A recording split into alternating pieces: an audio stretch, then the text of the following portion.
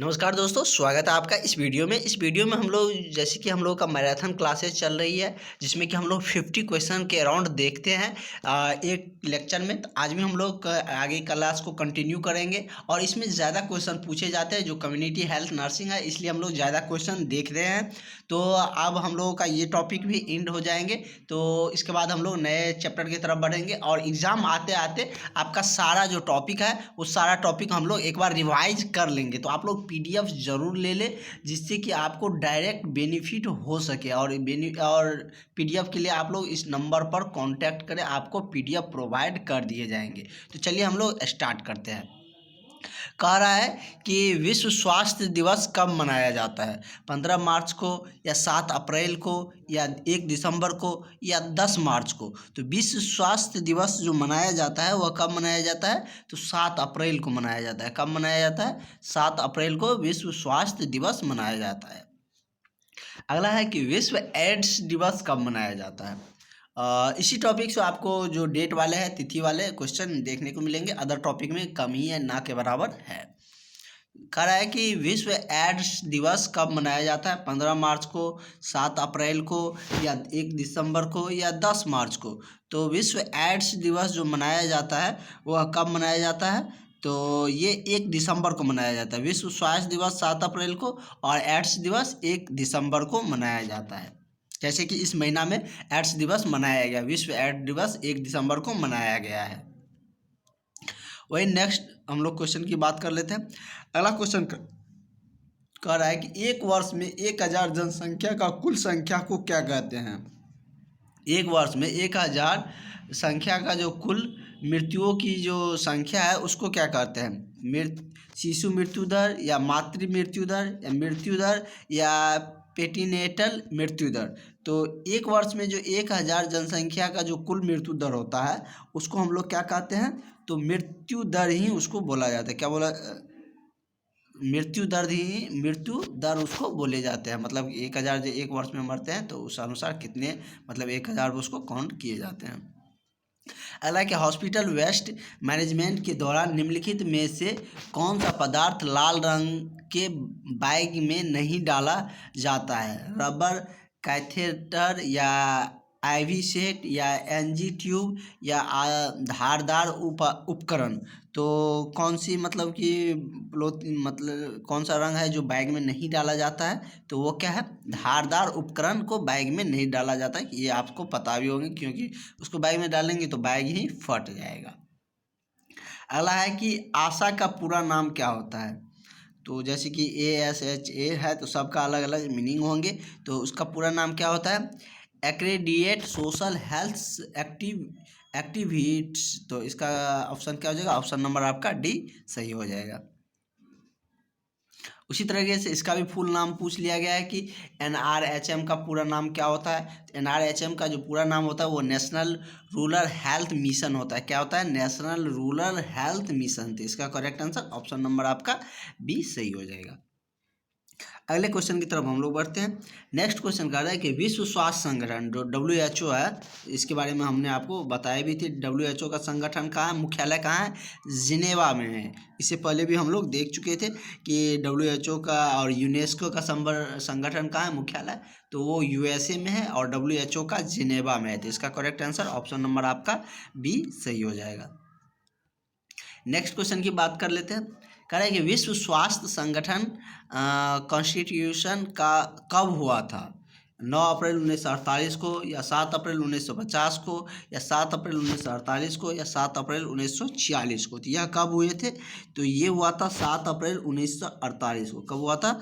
7 अप्रैल 1948 को।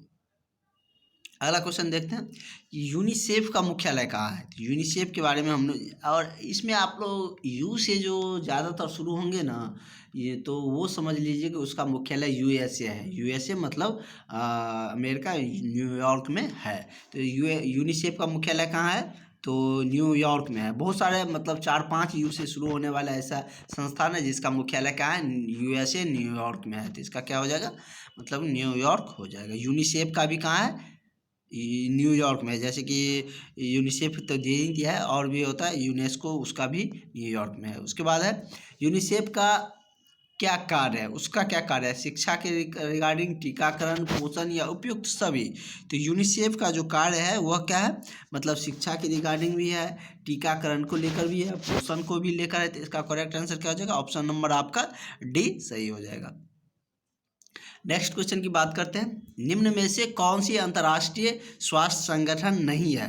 तो WHO भी विश्व स्वास्थ्य संगठन है, यूनिसेफ भी स्वास्थ्य संगठन है, उसके बाद हम यदि बात करें तो CHC भी स्वास्थ्य संगठन है, FAO नहीं है। तो ये क्या हो जाएगा, मतलब इसका करेक्ट आंसर यही हो जाएगा।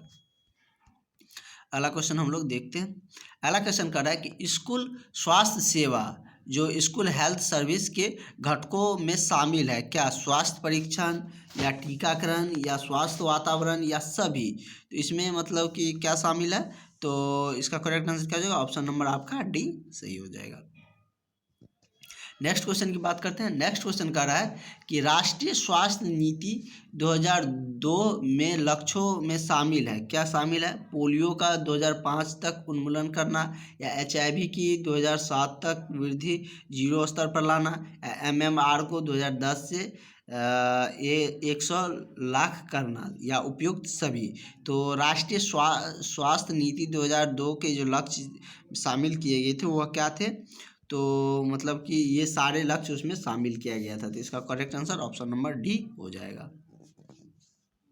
अगला कार्य है कि health survey and development committee को इस नाम से जाना जाता है, मतलब किस नाम से जाना जाता है, बोर कमेटी या मुदालियर कमेटी या करतार सिंह कमेटी या श्रीवास्तव कमेटी। तो इसको किस नाम से जाना जाता है, तो इसको बोर कमेटी के नाम से जाना जाता है। तो इसका करेक्ट आंसर ऑप्शन नंबर आपका ए सही हो जाएगा।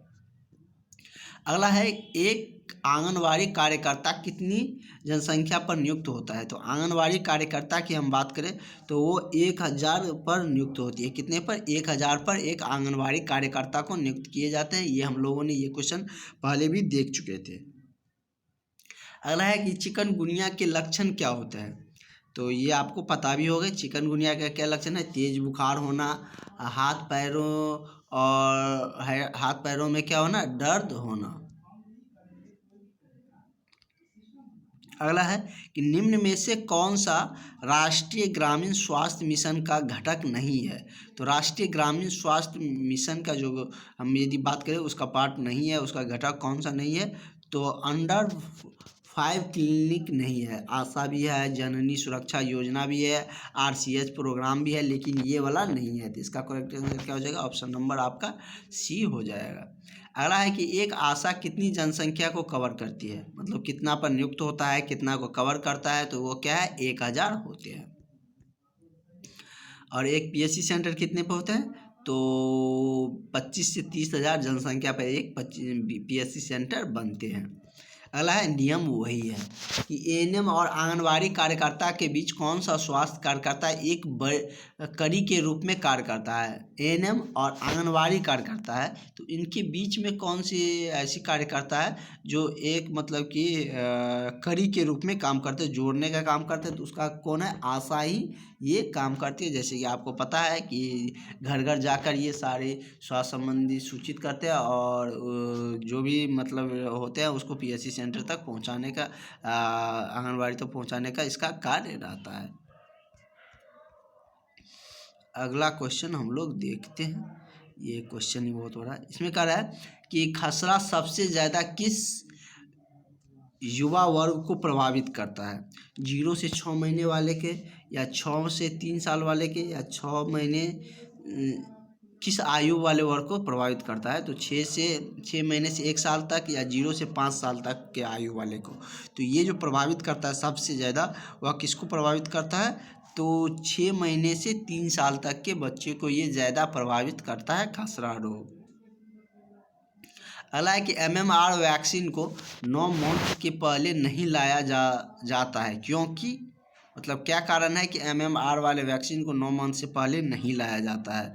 जैसे कि इसमें दिया गया है कि यह बच्चों पर बुरा प्रभाव डालती है, 9 महीने तक बच्चे को माँ से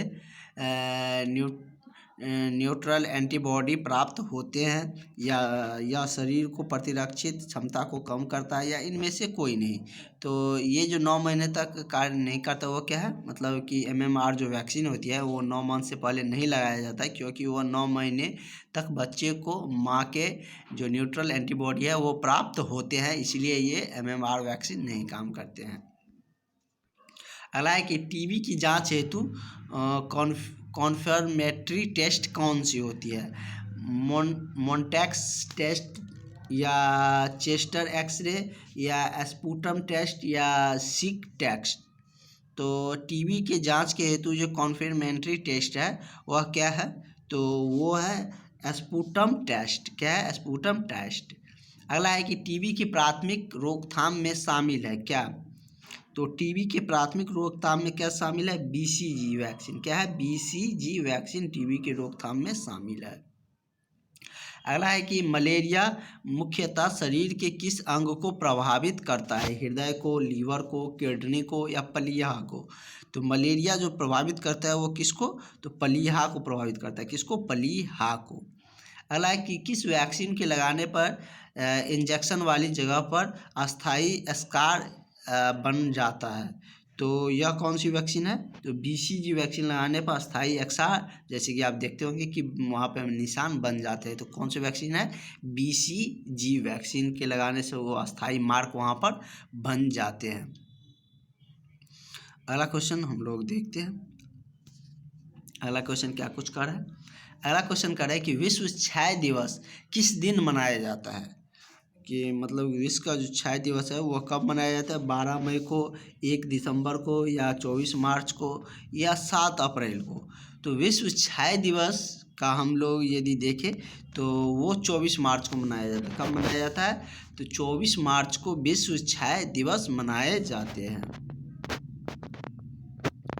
और हम लोग और कुछ क्वेश्चन देख सकते हैं, ये 2 क्वेश्चन छूट गया था मेरा, तो इसको भी हम लोग देख सकते हैं।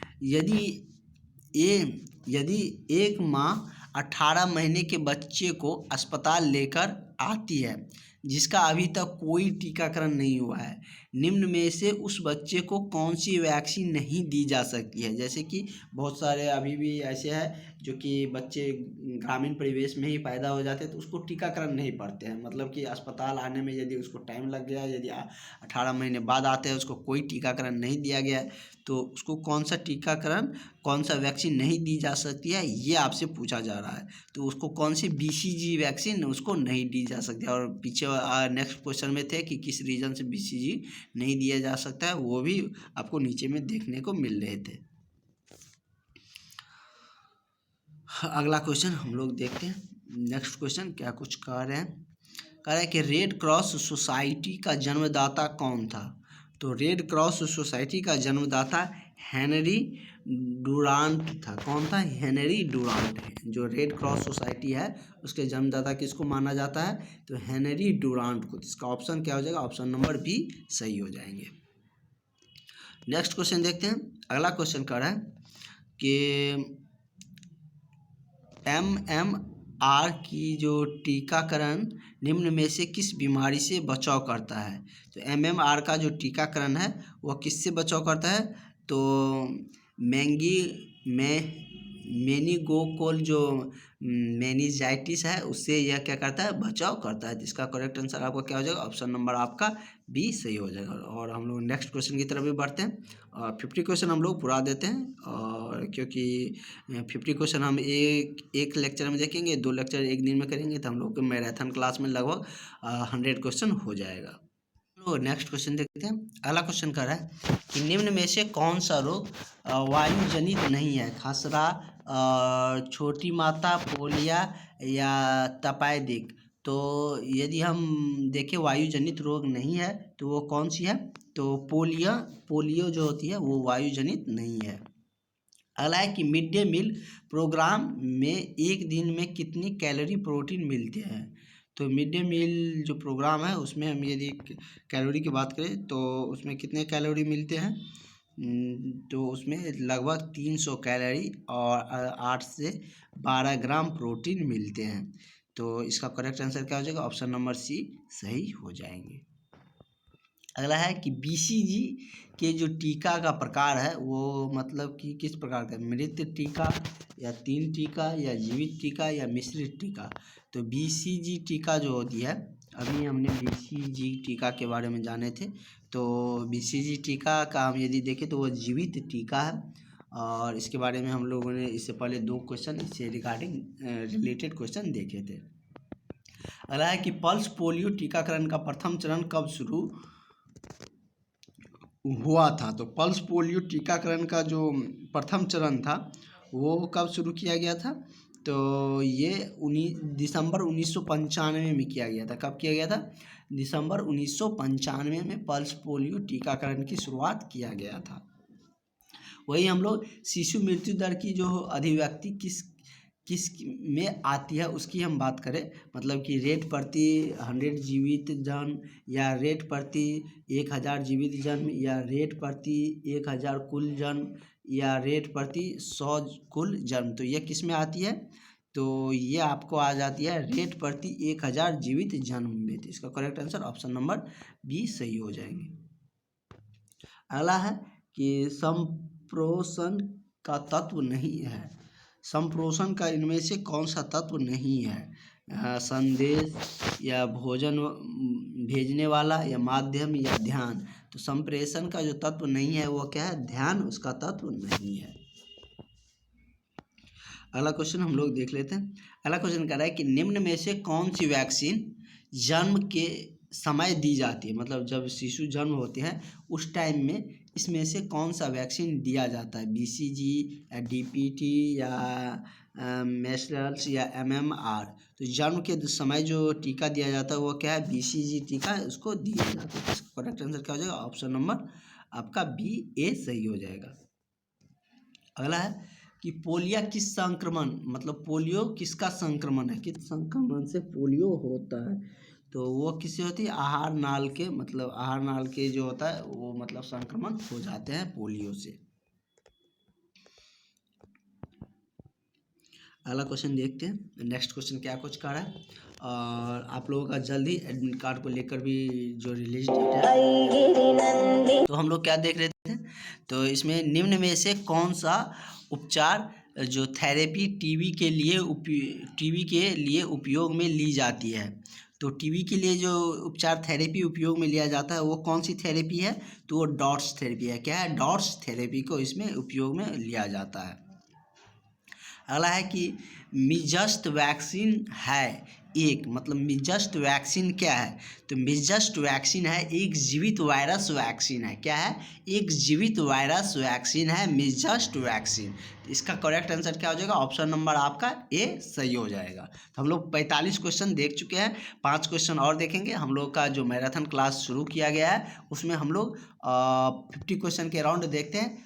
एक लेक्चर में 50 देखेंगे, क्योंकि ज़्यादा बढ़ाएंगे। बहुत कुछ स्टूडेंट कह रहे थे कि सर 100 क्वेश्चन लीजिए। 100 क्वेश्चन वन टाइम में लेंगे तो आप लोग भी थोड़ा सा मतलब उब जाते हैं, इसलिए 2 टाइम में आपको 50-50 करके 100 पूरा देते हैं। इसमें आपको भी बर्डन नहीं लगेगा, 100 क्वेश्चन एक दिन में पूरा भी हो जाएगा। तो बचे हुए दिन में आपको जितना दिन है उतना 100 क्वेश्चन आपको कंप्लीट हो जाएगा। तो कह रहा है कि मिजस्ट वैक्सीन एक है क्या, तो जीवित वायरस वैक्सीन है। तो इसका correct answer option number A हो जाएगा। अगला है कि स्वास्थ्य शिक्षा का उद्देश्य नहीं है। स्वास्थ्य शिक्षा का उद्देश्य क्या नहीं है, ये आपसे मतलब पूछे जा रहे हैं। जन समुदाय का बेहतर जीवित शैली, या जन समुदाय का स्वास्थ्य विकास, या जन समुदाय की जनसंख्या को कम करने के लिए प्रोत्साहन, या जन समुदाय का आर्थिक सामाजिक विकास। तो जो स्वास्थ्य शिक्षा का उद्देश्य नहीं है वह क्या है, तो ये हम यदि बात करें तो वह क्या है, ऑप्शन नंबर सी आपका हो जाएगा। जन समुदाय का जनसंख्या को कम करने के लिए जो प्रोत्साहन है यह इसका उद्देश्य नहीं है। अगला है कि निम्न में से स्वास्थ्य शिक्षा क्षेत्र है, निम्न में से कौन सा स्वास्थ्य शिक्षा क्षेत्र है, रोगों की रोकथाम, या यौन शिक्षा, टीकाकरण, या सभी। तो इसमें आप देख सकते हैं कि इसका सभी हो जाएगा, क्योंकि रोगों के रोकथाम के रिगार्डिंग भी स्वास्थ्य के अंदर ही आते हैं, स्वास्थ्य शिक्षा के अंदर ही आते हैं। वही हम बात करते थे, यौन शिक्षा भी इसी के अंदर आते हैं, टीकाकरण शिक्षा भी इसी के अंदर आते हैं। तो इसका करेक्ट आंसर क्या हो जाएगा, ऑप्शन नंबर आपका डी सही हो जाएगा। नेक्स्ट क्वेश्चन की बात कर लेते हैं। नेक्स्ट क्वेश्चन कह रहा है कि निम्न में से स्वास्थ्य शिक्षा का स्तर नहीं है, इनमें से कौन स्वास्थ्य शिक्षा का स्तर नहीं है? जन समुदाय स्तर, व्यक्तिगत स्तर, पारिवारिक स्तर, या इनमें से कोई नहीं? तो स्वास्थ्य शिक्षा का जो स्तर की हम बात करें तो वह कौन सा नहीं है? तो मतलब कि जन समुदाय भी नहीं, स्वास्थ्य शिक्षा का स्तर नहीं है, व्यक्तिगत स्तर भी नहीं है, पारिवारिक स्तर भी उसका नहीं है शिक्षा का स्तर। तो इसका करेक्ट आंसर क्या हो जाएगा? ऑप्शन नंबर आपका डी ही सही हो जाएगा। नेक्स्ट क्वेश्चन हम लोग देखते हैं क्या कर रहा है। अगला क्वेश्चन कर रहा है कि सामुदायिक स्वास्थ्य नर्स के लिए स्वास्थ्य शिक्षा का निम्न में से कौन सा अवसर प्राप्त नहीं हो पाता है? स्वास्थ्य केंद्र पर शिक्षा, या पारिवारिक स्वास्थ्य शिक्षा, या जन समुदाय को शिक्षा, या इनमें से कोई नहीं? तो जो सामुदायिक स्वास्थ्य नर्स के लिए जो शिक्षा का जो अवसर प्राप्त नहीं होती है वह क्या है? तो स्वास्थ्य केंद्र पर भी होता है इसका शिक्षा का अवसर प्राप्त, पारिवारिक स्वास्थ्य शिक्षा में भी होता है, जन समुदाय में भी होते हैं। तो इसका भी आंसर क्या हो जाएगा? इनमें से कोई नहीं। नेक्स्ट क्वेश्चन देख लेते हैं। अगला क्वेश्चन क्या कह रहा है? कह रहा है कि भारत में अंधता का प्रमुख कारण क्या है? मतलब जो जिसको ब्लाइंडनेस होती है, कम दिखती है, उसका क्या कारण है? विटामिन ए की कमी, या मोतियाबिंद, या ग्लूकोमा, या ट्राइकोमा? तो भारत में जो अंधता है, ब्लाइंडनेस की जो प्रमुख कारण है वह क्या है? मोतियाबिंद है। क्या है? मोतियाबिंद। तो इसका करेक्ट आंसर क्या हो जाएगा? आपका ऑप्शन नंबर बी हो जाएगा। तो इस टॉपिक में हम लोग एक और मतलब मैराथन क्लास देखेंगे, तो ये टॉपिक हम लोग कंप्लीट हो जाएगा। उसके बाद हम लोग नेक्स्ट टॉपिक के तरफ बढ़ेंगे। नेक्स्ट टॉपिक आप लोगों को एक छोटा छोटा टॉपिक है, सिर्फ आपका मिडवाइफरी जो थोड़ा बड़ा है, लेकिन मिडवाइफरी का हम लोग बहुत सारे क्वेश्चन कर भी चुके हैं। तो इस तरीके से हम लोगों का जो सारा टॉपिक है, जितना भी BTSC के द्वारा डिफाइंड टॉपिक है, वो सारे टॉपिक को हम लोग एग्ज़ाम आते आते कवर कर लेंगे। तो आप लोग PDF जरूर ले लें, आपको निश्चित रूप से उनका बेनिफिट होंगे। Thank you.